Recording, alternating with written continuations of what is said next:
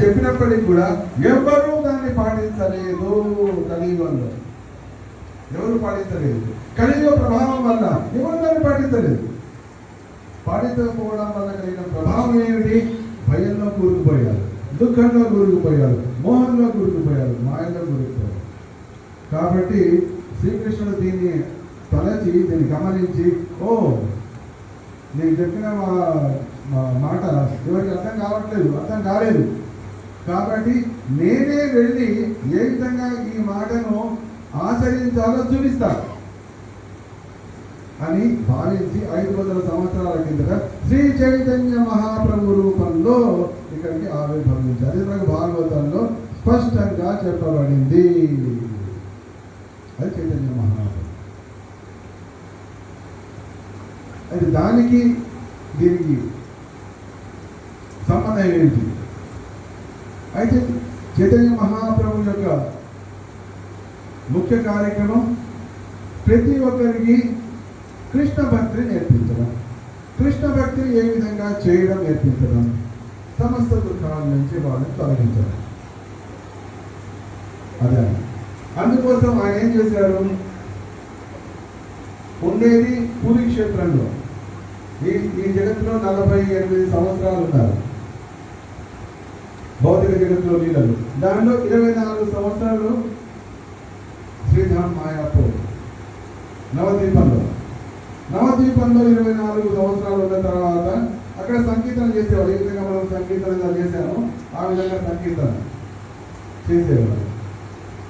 అయితే ఆ 24 సంవత్సరాల సంకీర్తన సాగినప్పటికీ కూడా కొంతమంది ఆయనకు శరణు దొరకలేదు. ఎందుకంటే ఆయన గృహస్థుడిగా ఉన్నాడు కాబట్టి. ఓహో, ఇది సరిగ్గా లేదు, అందరూ నాకు శరణు పొందే మార్గం ఏమిటి అని ఆలోచించి సన్యాసం తీసుకున్నాడు. ఇంకా సన్యాసికి అందరూ దండం పెడతారు. సన్యాసం ఏ కష్టాలు చేస్తారు? ఇంకా సన్యాసం తీసుకుని సన్యాసం తీసుకున్నాడు కాబట్టి తను ఉన్న ఊళ్ళో ఉండలేదు. అందులో పూరి జగన్నాథ్ వచ్చేసారు. అయితే పూరీ క్షేత్రంలో అక్కడే ఉంటే సరిపోదు, ఎందుకంటే అందరూ పూరీ క్షేత్రానికి వెళ్ళకపోవచ్చు, వెళ్ళలేరు. కాబట్టి ఆయనే ప్రయాణం మొదలుపెట్టారు.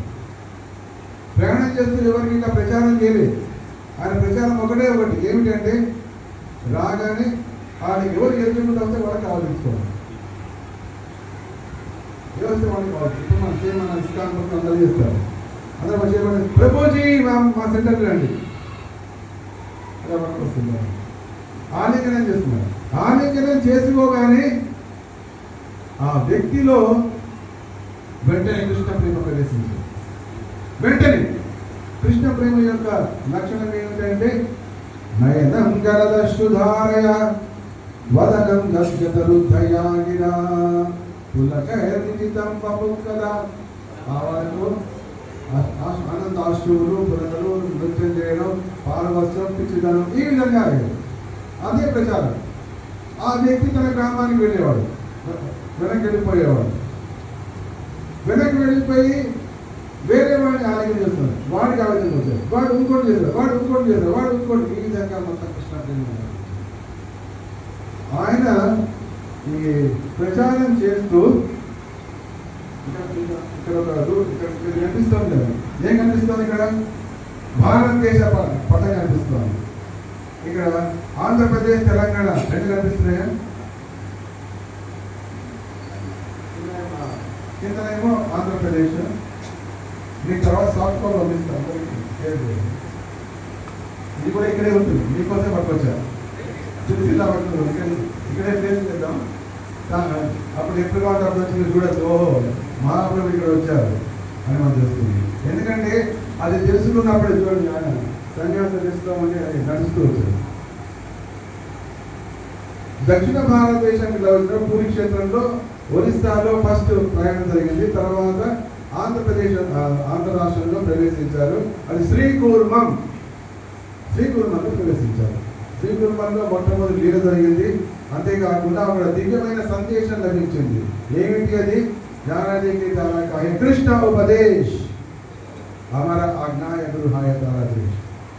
ఎవరు ఎదురైతే వారికి కృష్ణుడి గురించి ఉపదేశించు అనే సందేశం మన ఆంధ్రప్రదేశ్లో ఆదేశం వచ్చిందట. అంటే అప్పుడు తెలంగాణ ఆంధ్ర నో బైఫర్కేషన్, అందరూ కలిసి. ఇంకా అప్పటికి మనకు భారతదేశం విముక్తుడుగా లేక దక్షిణ భారతం మొత్తం ఒకే విధంగా ఉండేది. కానీ మొత్తానికి ఆ సమయంలో ఆయన సందేశం ఇవ్వడం, తర్వాత మనకు అయితే ఆ విధంగా ఆయన శ్రీగురుమల్లో మొదలుపెట్టినటువంటి ప్రయాణం ఆంధ్రప్రదేశ్లో తిరుపతి వరకు సాగింది. తిరుపతి సాగి తర్వాత ఆయన తమిళనాడులో ప్రవేశించారు. తమిళనాడు నుంచి కేరళలో ప్రవేశించారు. కేరళ నుంచి కర్ణాటక, కర్ణాటక నుంచి మహారాష్ట్ర నుంచి గుజరాత్ నర్మదా నది వరకు వెళ్ళారు. నర్మదా నది నుంచి నర్మదా నది వెళ్ళి మళ్ళీ వెనక్కి వస్తూ నాసిక్ తర్వాత పండర్పురం నుంచి తర్వాత మన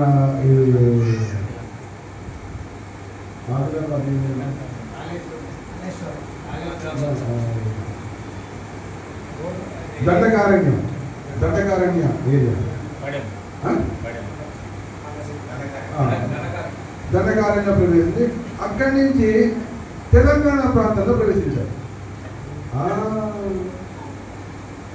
తెలంగాణలో ప్రవేశించి అది తిరుగు యాత్ర, తిరుగు వెళ్ళి మరి చివరిలో మరి రాజమండ్రి వస్తున్నారు.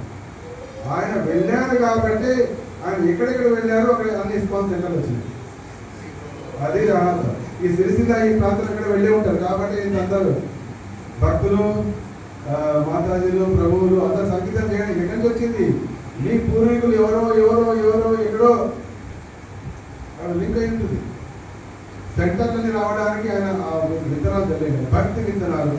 అందుకోసము మొత్తంలో ఎక్కడెక్కడ ప్రయాణించారో అక్కడ మొత్తం ఇస్కాన్ సెంటర్స్ ఎక్కడ ఆ విధంగా చేసి వెళ్ళిపోయారు. అయితే ఇక్కడ మనం గమనిస్తే మనకు భారతదేశానికి స్వతంత్రం వచ్చిన